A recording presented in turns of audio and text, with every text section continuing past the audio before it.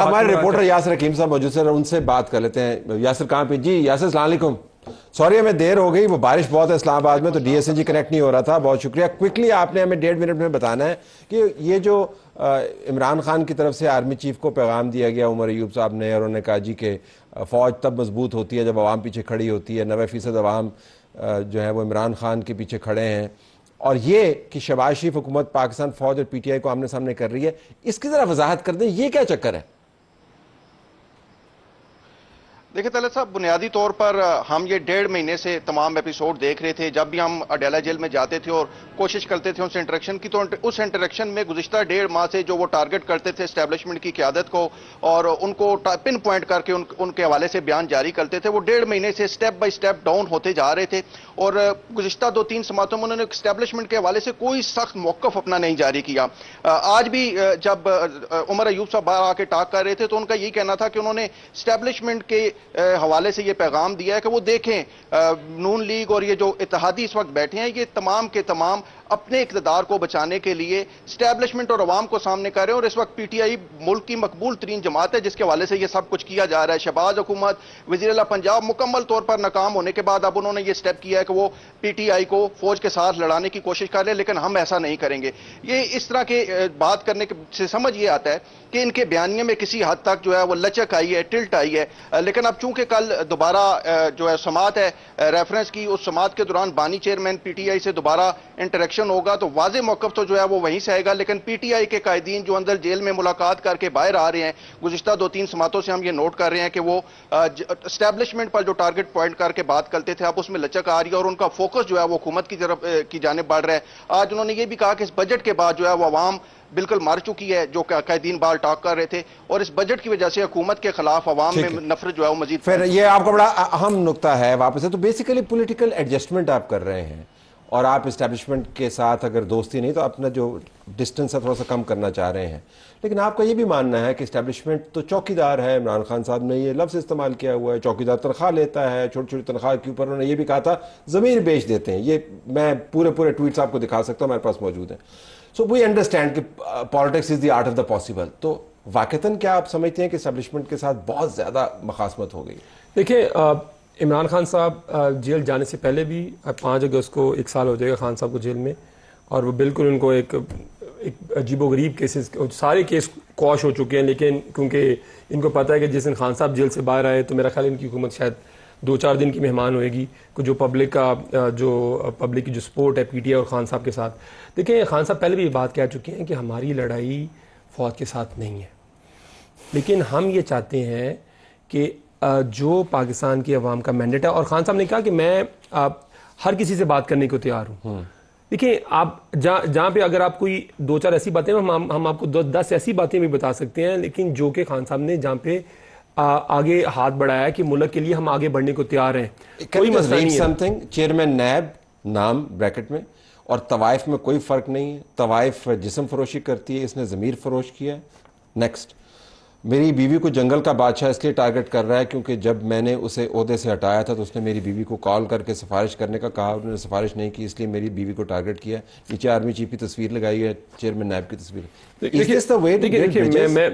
मैं जिस बात की तरफ आने लगा, देखें इन तमाम चीज़ों का हम जो आगे वे फॉरवर्ड वो ये है कि अगर पाकिस्तान के अंदर जितनी इस टाइम वो स्टैंड ऑफ हुआ है, उसको कम करने का तरीका क्या है कि सारे स्टेक होल्डर बैठें और एक बात की जाए कि कैसे वहाँ से निकला जा सकता है। देखें, एक केस ख़त्म होता है, ये 10 केस और कर देते हैं, और ये 7, और ये पोर्ट्रे ये कर रहे हैं कि इन सब के पीछे एस्टेब्लिशमेंट है, हम तो नहीं है। और बार बार जैसे मैंने आपको कहा, और इसी एस्टेब्लिशमेंट नहीं है इसके पीछे, आप नहीं ये कहते हैं ना, आपका क्या आप कहते हैं तासुर नहीं, देखिए मैं सॉरी, मेरे कहना मतलब है कि ये तासुर ये देते हैं, तो इसी को हम ये कहना चाह रहे हैं कि इसी के लिए ज़रूरी है कि बैठें, बात की जाए।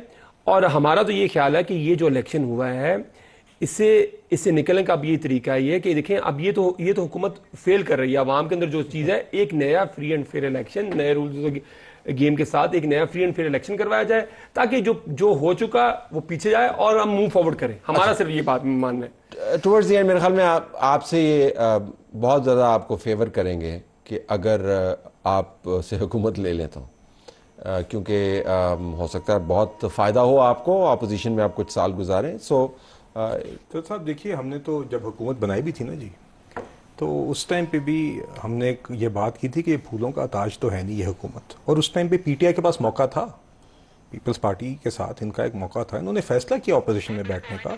एक तो ये बिल्कुल उस टाइम पे ये लेते, हमने ये समझा कि एक इलेक्शंस का अमल हो गया है, एक इलेक्शन के अमल के बाद एक अवाम की तवक्को होती है कि अब कोई हुकूमत बना के रियासत को चलाएगा, कहीं आगे बजट है, 100 चीज़ें हैं वो चलानी होती हैं।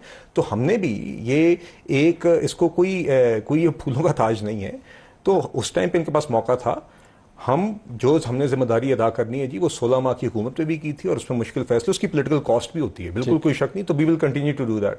देखिए, दूसरी बात जो आपने की ना कि इमरान खान साहब, बात मैं फिर से I will come back to this, recent बयान आती पीटीआई के और इमरान खान साहब के कि हम इन जमातों के साथ नहीं बैठेंगे, हम एस्टैब्लिशमेंट के साथ, ऐसे बयान हैं कि नहीं? वो कहते हैं कि आपकी कोई औकात ही नहीं है, तो फॉर्म 47। और देखिए, दूसरी बात यह है कि ये बैसाखियों की तलाश है। इमरान खान साहब भी इस तरह फ्लिप करते हैं। 2022 के अंदर जिस शख्स को वो कहते थे इसने मेरी हुकूमत कराई है, चंद माह बाद उसी के साथ बैठे हुए थे। आरिफ अलवी साहब ने मीटिंग ब्रोकर की थी, और उसी शख्स के कहने के ऊपर इमरान खान साहब के बकौल खुद उन्होंने पंजाब और खैबर पख्तूनख्वा के unfortunately, I am sure you have things to say on this, but I have to leave it for another show. आपका बहुत शुक्रिया, प्रोग्राम हमारा जारी।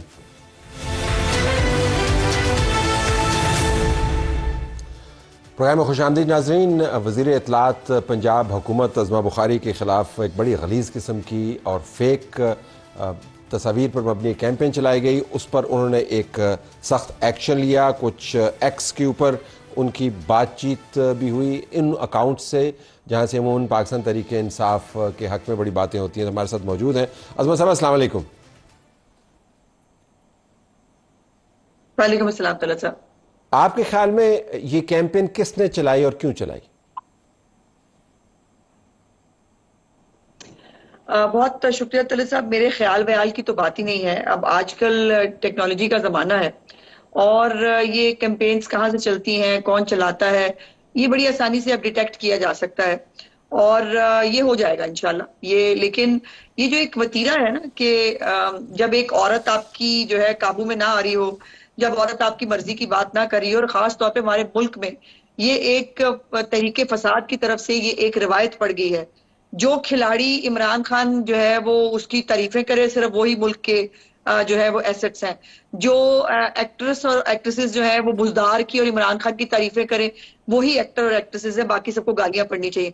तो ये जो एक फिनोमेना है ना कि मुंह बंद करने के लिए बुली किया जाए, बदतमीजी की जाए, और फिर सो मच सो कि आप करेक्टर असैसिनेशन पे उतर जाए, ये पुराना फार्मूला हो गया। मेरा ख्याल है बदल ले कि मुझ जैसी खवातीन पर तो ये चलता नहीं कि आप किसी की करेक्टर असैसिनेशन करें ताकि वो मुंह बंद कर ले, तो ऐसा तो होगा नहीं। मैं ज्यादा लिथल हो जाऊंगी, और हो गई हूं। आज आपने देखा कि मुझे मैं लाहौर हाईकोर्ट आज चीफ जस्टिस साहिबा के पास जो है वो गई थी, और उनसे पहली दफा शायद पाकिस्तान की तारीख में मैं इजाजत मांगने गई थी कि जी अगर मेरी तौहीन हुई है, मेरे साथ ये नाइंसाफी हुई है, तो क्या मैं भी कौम की बेटी हूं? क्या जो है वो एक पार्टी की खवातीन जो है जो मजलूमा और मासूमा बनाई जाती हैं, उनके अलावा भी क्या किसी खातून को इस मुल्क में इंसाफ मिलेगा? और ये जो हमारे खिलाफ कैंपेन होती है, हमारे पास क्या जो है वो ऑप्शन है, हम क्या जो है वो इसके ऊपर अपने लिए क्या रेमेडी है हमारे लिए जो हम कर सकते हैं? और इसके ऊपर उन्होंने 1 अगस्त तक जो है वो एफआईए से जवाब मांगा है, और मुझे कहा है कि मैं एफआईए से राब्ता करूं, और होपफुली अब कल जो है वो कोई और हाई कोर्ट नहीं खुल जाएगी। इस जो है वो नोटिस अगर जनरेट होता है तो उसको सेटिसाइड करने के लिए रवायत तो यही है वैसे कि इनको कोई भी नोटिस किसी भी हरकत पे मिले वो फौरन से पहले सेटिसाइड होता है। इसीलिए इनके शेयर मिल गई है, इनको बहुत इनके हौसले बढ़ गए हैं कि इनको बहुत सारे लोग बचाने के लिए हैं, इसलिए ये कुछ भी कर सकते हैं। लेकिन आप तो अब चीफ जस्टिस आलिया नईम साहिबा से इजाज़त लेकर और उनकी तरफ से हिदायत जारी की गई है, उसके तहत आप काम कर रही हैं, तो ये खदशा तो शायद ज़ायल हो गया होगा कि अगर आप कोई कार्रवाई करें तो उसको प्रीएम्प्ट कर ले किसी भी कोर्ट की तरफ से। नहीं तलत साहब, ये वो उनके पास फेवरेट्स हैं, और वो अपने फेवरेट्स को बड़ी आसानी से अप्रोच भी कर लेते हैं, और हो भी जाता है। लेकिन मैंने फैसला कर लिया है, ये पेशावर हाईकोर्ट जाएंगे, मैं पेशावर हाईकोर्ट में पीछे जाऊंगी, और मैं जाकर वहां के जज साहब से पूछूंगी। इज्जत ताज गुल साहबा को अभी तो खैर वो चीफ साहब चले गए, उन्होंने उनको कौम की बेटी भी कहा था, उनको शेल्टर भी दिया था, खाना भी दिया था। तो मैं भी वहां जहां जहां ये जाएंगे, इस्लामाबाद हाईकोर्ट जाते हैं, जहां भी जाते हैं, मैं इनके पीछे जाऊंगी, और जाकर मैं अपने लिए भी इंसाफ मांगूंगी। ये बहुत हो गया, शराफत बहुत हो गई कि ठीक है जो भी कर रहे हैं चलो छोड़ो यार, इस दफा भी माफ करो, उस दफा भी माफ करो, अच्छा फिर देख लेंगे अब कौन इनके पीछे धक्के खाए। मैं धक्के खाने के लिए तैयार हूं, मैं करूंगी।